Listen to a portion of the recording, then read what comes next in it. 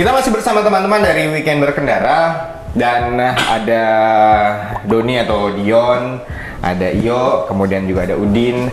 Kita tadi berbincang soal masalah persiapan, kemudian juga kegiatan-kegiatan yang dilaksanakan, yaitu salah satunya adalah riding kemerdekaan. Nah, sekarang kita berbicara soal, tadi sempat menyinggung soal kalian ini banyak kepala dalam satu komunitas, anggapnya komunitas ya, anggapnya perkumpulan.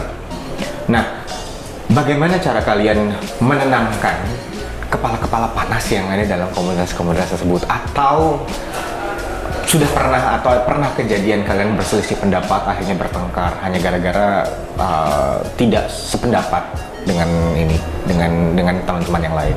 Pernah terjadi yang seperti itu? Alhamdulillah sih belum pernah ya sejauh ini.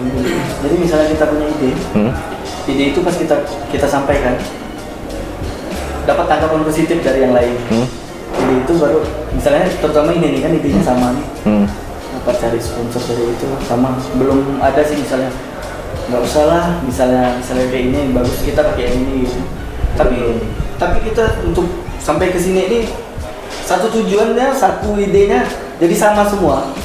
Jadi belum pernah sampai ke sana. Mungkin untuk saat ini sih polemik yang ada tuh di perizinan, soalnya kan lagi pandemi kan. Oh iya. Di perizinan. Ini masih susah kalian dapatkan izin? Masih. Apa misalnya izinnya harus ada rapid test dulu atau? Yang jelas kita terapkan protokol kesehatan yang dari pemerintah. Masker, jarak. Dan kita kemarin jujur kita nggak minta izin ke ributan, kita nggak minta izin keramaian. Soalnya kalau kita izin pasti terutama ke dinas kesehatan.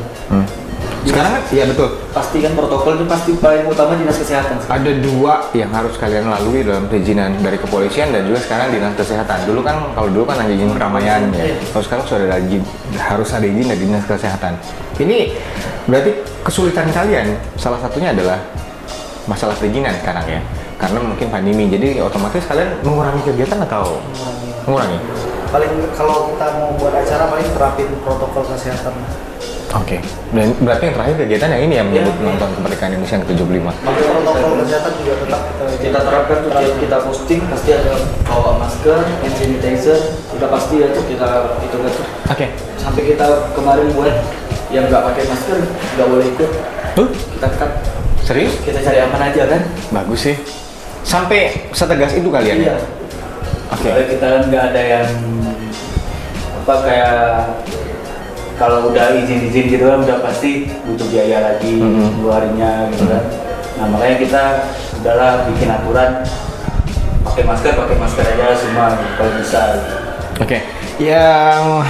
Yang jadi pertanyaan saya selanjutnya adalah kalian membuat weekend berkendara ini adalah sebuah wadah yang otomatis adalah menyatukan komunitas-komunitas berbeda yang ada di Pontianak, mungkin justru di luar daripada itu juga boleh tuh dari Kalimantan Barat yang lain.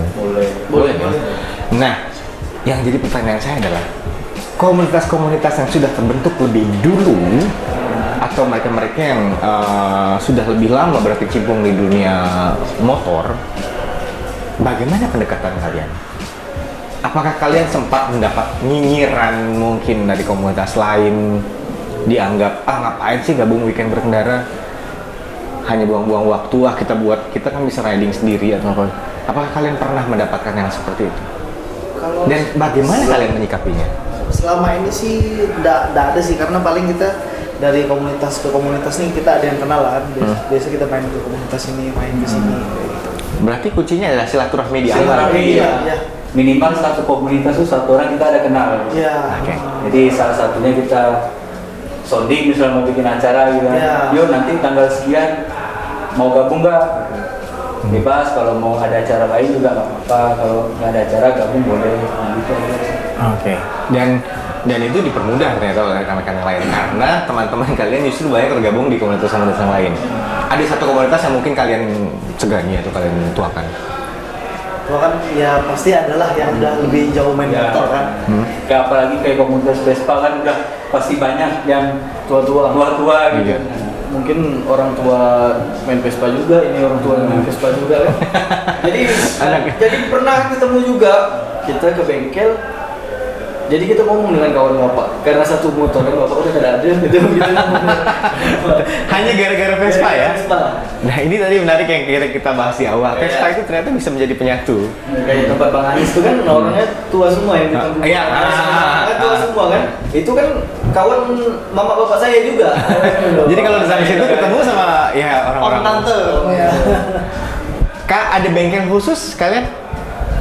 Ada sih. Atau mungkin bahkan kalian akan membuka bisnis dari Weekend Berkendara, buat bengkel khusus dari Weekend Berkendara gitu. Tidak menutup kemungkinan. Tidak menutup kemungkinan kan? Cuman kalau untuk bengkel khusus kita memang udah ada kita. Dan orang itu juga di Common Scoot. Oh, Mekanik kita di Common Scoot. oh lebih aman lah. Lebih aman. Walaupun tetap 8 jam masih gaul kan. Makanya yang Kemarin nggak bawa dia. Kemarin sampai 8 jam. dia nggak ikut. Dia ada acara di luar kota. Kalau dia ikut bisa Nggak 5 ada jam atau Iya. apa. Oke, pemirsa, perbincangan kita soal masalah Weekend Berkendara dan juga kegiatan-kegiatan yang mereka laksanakan, salah satunya ya ini riding kemerdekaan yang mereka laksanakan setiap tahun. Setiap tahun mereka buat, dan tentunya dari tahun 2019 yang awalnya hanya sekitar 300-an peserta yang ikut dan akhirnya bisa bertambah menjadi 500-an, 400 sampai 500-an. Bisa jadi kemungkinan jika diorganisir lebih luar biasa lagi tahun 2021 atau selanjutnya bisa mencapai ribuan. Tapi ini PR besar ya. Tidak mudah untuk mengorganisir orang sebanyak itu, komunitas sebanyak itu. Yang mereka organisir bukan hanya komunitas tapi juga personal dari orang-orang yang ada di komunitas. Kita akan lanjut lagi nantinya perbincangan dengan mereka. Jangan kemana-mana, tetap di Gali Talk Show.